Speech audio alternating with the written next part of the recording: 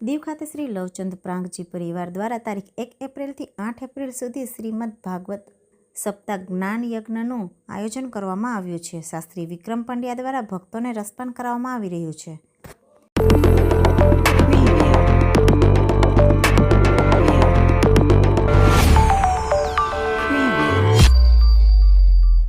કેન્દ્ર શાસિત પ્રદેશ દીવના કુંભારવાડા ખાતે આવેલ પ્રેરણાધામમાં શ્રીમદ ભાગવત સપ્તાહ જ્ઞાન યજ્ઞનું આયોજન કરવામાં આવ્યું છે.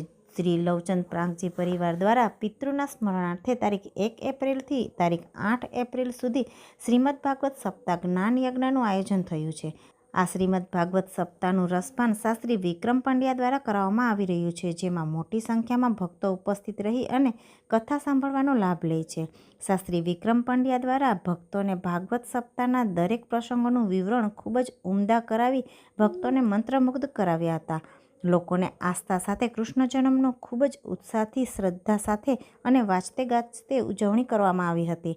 શ્રીમદ ભાગવત સપ્તાહમાં કૃષ્ણ જન્મ મહોત્સવમાં વાસુદેવ, દેવકી માતા, યશોદા માતા, બાળકૃષ્ણ જન્મનું પ્રદર્શન કરવામાં આવ્યું હતું, જે લોકોના આકર્ષણનું કેન્દ્ર બન્યું હતું.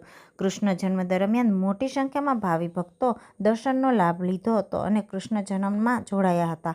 શ્રીમદ ભાગવત સપ્તાહમાં ગોકુલ મથુરા જેવો માહોલ સર્જાયો હતો અને ભક્તોએ બાળકૃષ્ણના દર્શન કરી ધન્યતા અનુભવી હતી.